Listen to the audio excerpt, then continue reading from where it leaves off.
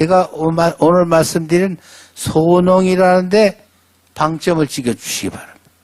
소농. 이건 뭐 원시 말기부터 이 소농은 있어 왔어요. 요건 가정노동을 이용한 소규모 농법입니다.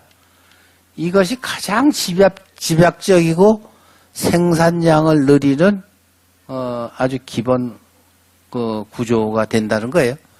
이게 대개 주자학 이데올로기 이후 지향하는 것이 소농체제입니다.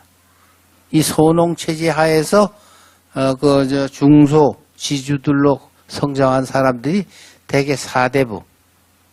그래서 그건 송나라 이후에 쓰는 역사적인 용어로 4대부라는 용어를 쓰거든요. 이런 세력들이 일어나가지고 정승들이 가지고 있는 특권에 대해서 조선왕조는 이 4대부 정권 아니에요? 이 사람들은 그걸 아주 매우 비판을 했어요. 정승들이 뭐 하는 거냐? 왜 인사권을 독차지하며 군사권을 다 가지느냐? 그건 도로 내라. 이렇게 하니까 가장 듣기 좋은 사람이 그 허수아비 왕들이에요.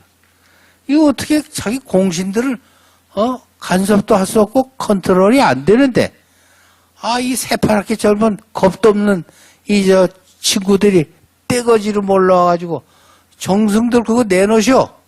당신들이 무슨 권한으로 그걸 다 가지고 있냐.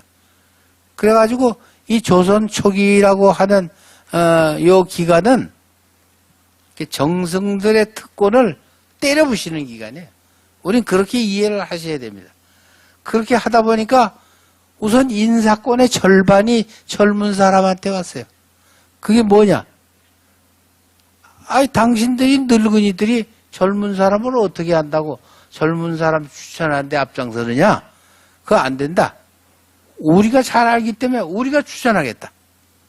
그러니까 이 사람들은 정부에서만 일하는 게 아니라 저녁 때 예를 들면 조광조 집 같은 사랑에 모여가지고 이번에 뭐 이조 정당은 누구는 누구 대가는 누구 다 거기서 쑥떡 꽁을 해가지고 그럼 네가 대표 발의하라.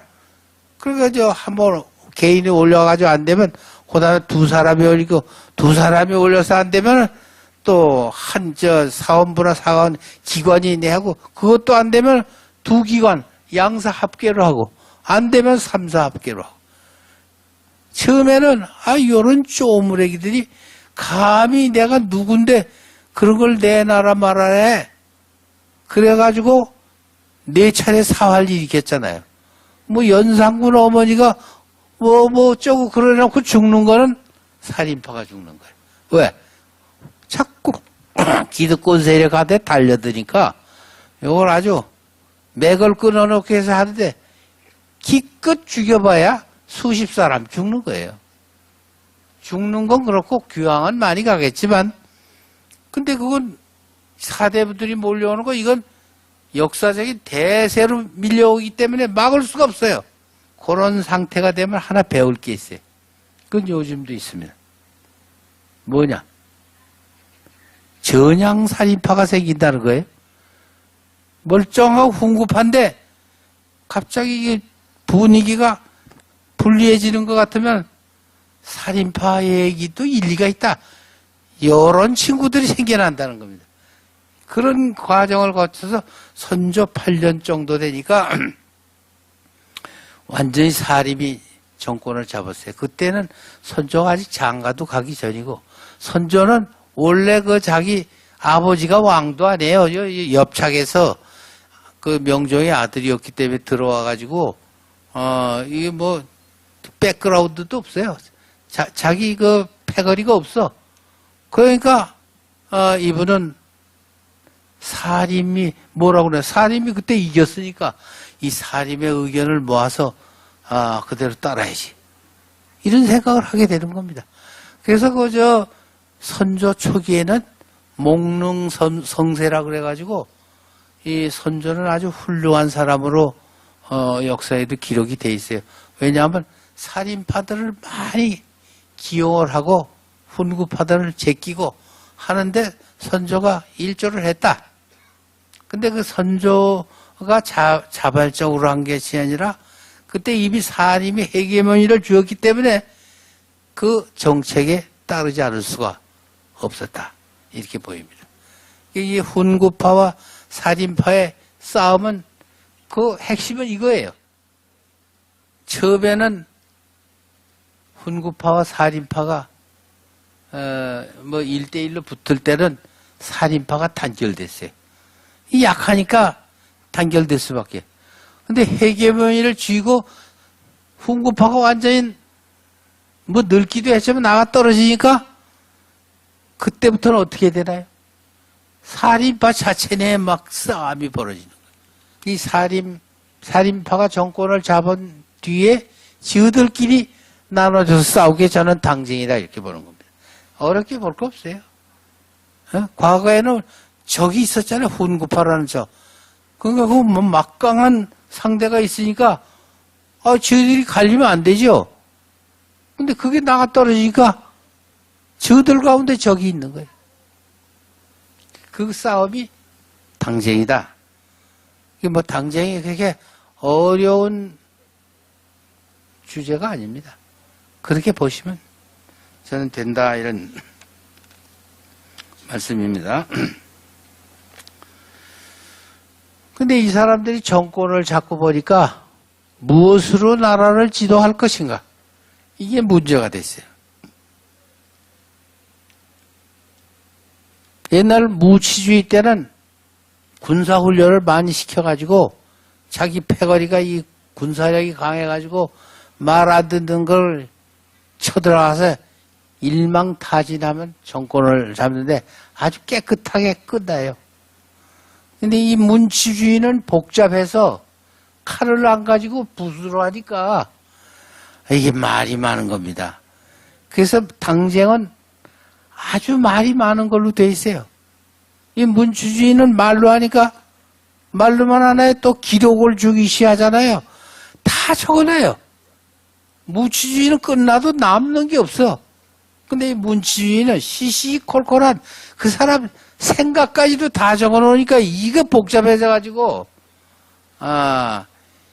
이 문치주의가 마치 피비린내나는 전쟁을 한 것 같고 아주 삼태기로 많이 죽어나간 것 같지만 사건 하나 나면 뭐 수십 명, 많아야 100명인데 그렇게 따지면 나폴레옹이나 한니발 장군 같은 사람을 보면요. 그 사람들 영웅이라고 그러잖아요. 그 사람들은 정치인을 데리고 간 게 아니에요. 저 농사 짓는 피레미 같은 농사꾼 또 이 장사꾼 이런 사람을 강제로 불러다가 한 번 더씩 깔아놔요. 많이 죽이면 영웅이야. 어떤 게 더 좋습니까? 여기 정치인끼리 싸우다가 뭐 진 사람이 좀 몇 나가 떨어지는 건 우리는 이해를 하겠는데 왜 죄 없는 농민들을 끌어다 죽이냐 이게. 이 정치사에서 한번 비교해 볼 만하다. 정치의 효과로 보더라도 어떻게 효율적이냐? 난 문치주의도 상당한 경쟁력이 있다고 생각하는 사람이에요. 잘 개발하면 요즘도 쓸 수 있어요. 그래서 재미있는 그 예를 하나 제가 들고 넘어가겠습니다. 현종 때 보면 예론이라는 게 있어요. 예론을 뭐 요즘 사람들은 욕을 바가지로 퍼붓습니다. 왜? 아니 뭐 왕이 죽었는데 그 어머니가 상복을 3년을 입던 1년 입던 그게 무슨 상관이라고 깨빡이 터지게 싸우느냐?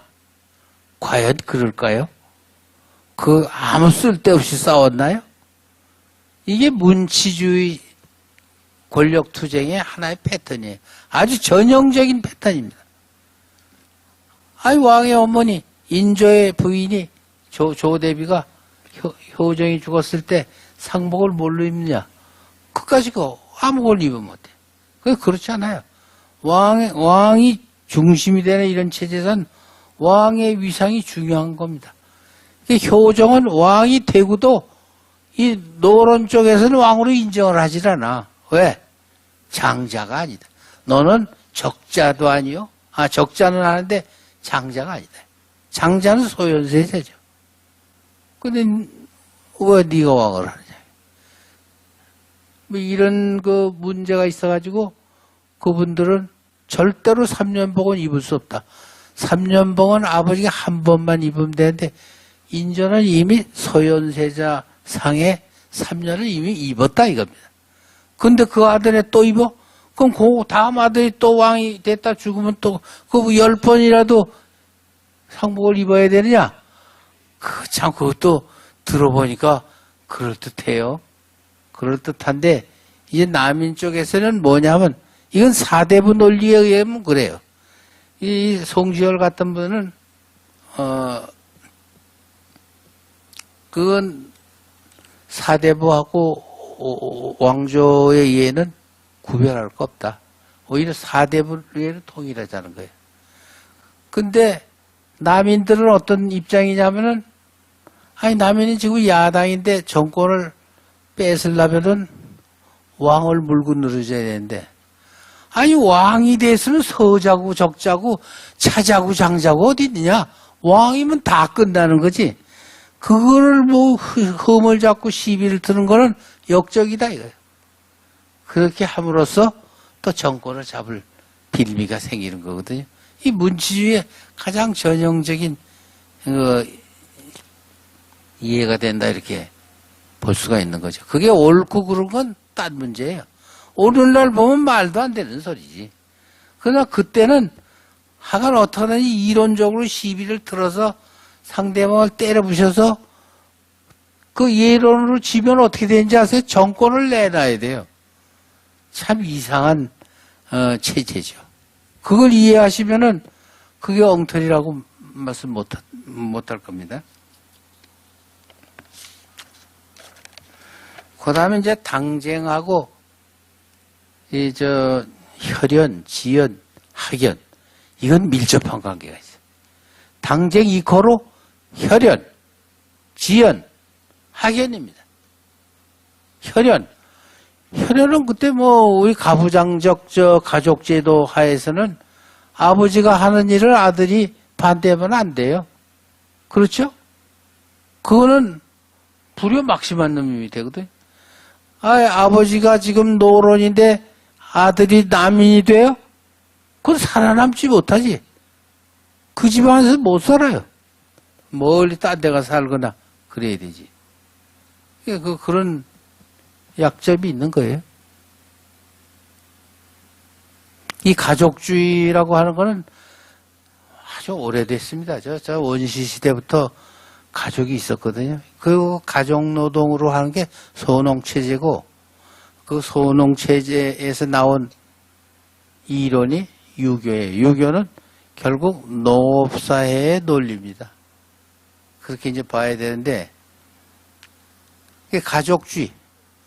이게 우리 조선시대를 이해하려면 당쟁을 이해해야 되고 당쟁을 이해하려면 족보를 알아야 됩니다.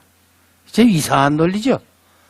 그러나 그때 그 당파가 움직이는 거 보면 전부 혼인관계로 움직여요. 누구의 사위, 누구의 사위의 딸. 조선전기 족보를 보면 웃기게 돼 있어요. 근데 그 연구하는 데는 아주 재밌어요. 누가 요렇게 해서 요렇게 해서. 왜냐 외할아버지만 잘 둬도요. 그 외할아버지가 받을 벼슬을 대신받을 수 있어요. 그 대가제도라고 그래서 그렇기 때문에 그 혼인관계는 매우 중요하고 족보가 그걸 표시하고 있는 거예요. 이런 걸 보더라도 이 가족관계는 대단히 중요하다. 이게 아버지가 억울하게 죽었다? 그럼 그 아들은 어떻게 되나요? 그 아버지가 돌아가실 때 약삽을 먹고 흘린 피 그거를 수건에 해가지고 여기 속에다 입고 다닙니다. 언제 그 복수한다 이거예요. 이게 당쟁과 깊은 관계가 있는 거예요. 가족제도. 이건 그 아들이 아버지를 위해서 원수를 갚는 게 죄가 되나요, 안 되나요? 그때 그런, 과거 시험 문제도 내고 그랬어요. 그쵸? 왕의 신하인데 아버지의 원수야. 그 사람 그 아들이 가서 죽였어요. 그럼 어떻게 되나요? 왕으로 보면은 이건 불충이고, 아버지로 보면은 효자 아니에요. 어떻게 판단했느냐. 효를 더 쳤습니다. 충보단 효. 마지막으로 마지막은 아니네요. 한 가지 더 얘기해야겠네요. 우선 당쟁에 대한 평가를 지금 내려보면 어떻게 될까 하는 얘기입니다. 당쟁을 뭐 좋다 나쁘다 그러라는 얘기가 아닌데 이미 일제가 들어와서는 당쟁은 나쁜 거라고 판정을 내렸어요. 근데 그 사람들은 그냥 나쁘다고만 했으면 좋은데 이 당쟁은 한국 사람 민족성하고 관계있다 이랬거든. 한국 사람들이랑은 원래 이 피 속에 검붉은 그 인자가 있어가지고 두 사람이 만나면 두 당파, 세 사람이 만나면 세 당파다. 이 구제불능의 민족이다.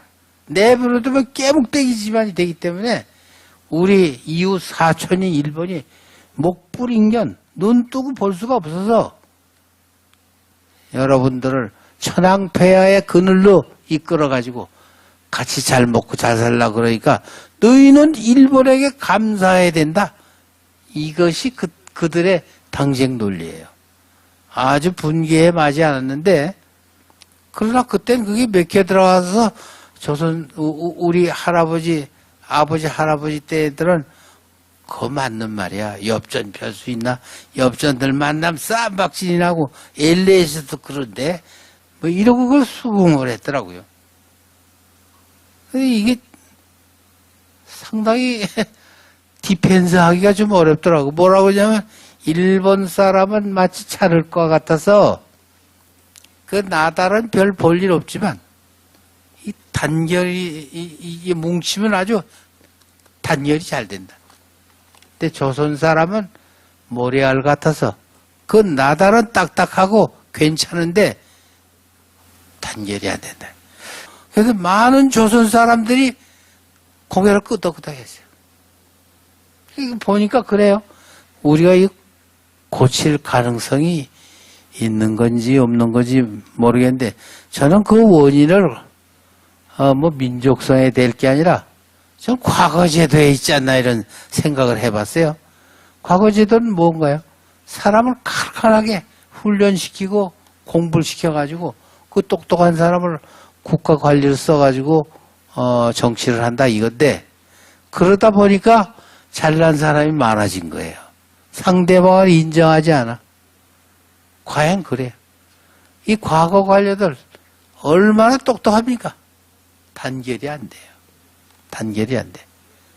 물론 나중에 당파가 생겨가지고 저들끼리는 뭐 단결이 됐는지 모르지만 역시 공부 잘하는 사람들은 단결이 잘 안 된다.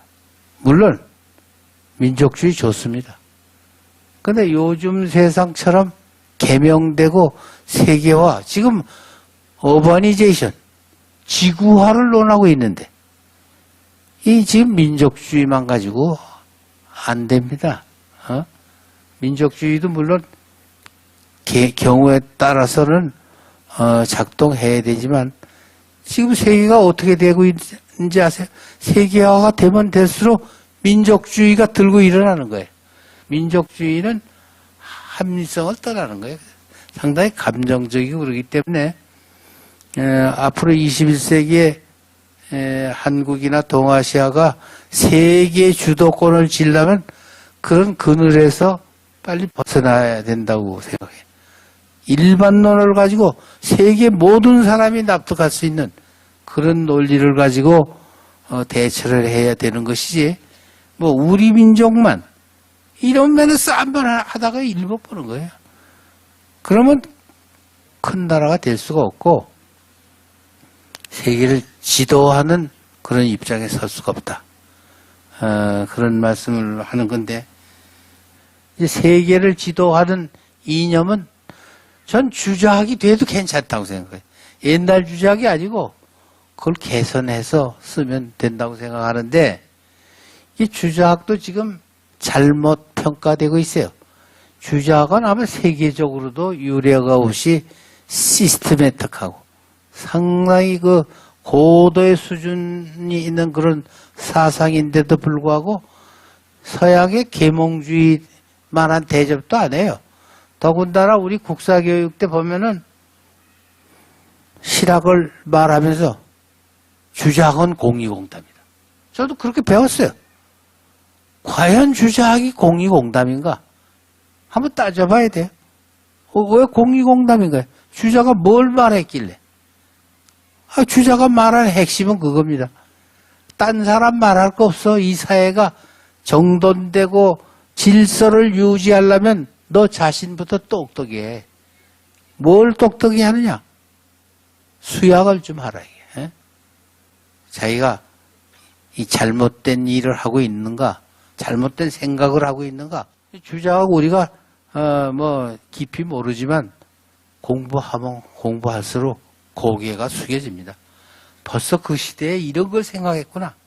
어떤 거는 시대착오적인 것도 있지만 그건 그 시대가 그런 거지. 지금 그런 거 안 맞는 건 고치면 될 거 아니에요.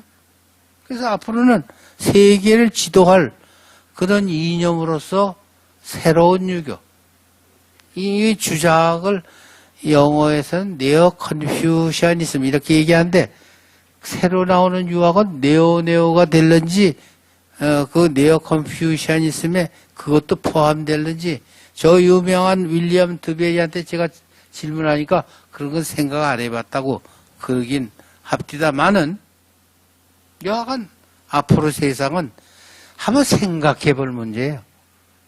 주자학, 양명학 다 마찬가지입니다. 이걸 이만큼 발달된 지도 이념이 세계에 몇이나 될까?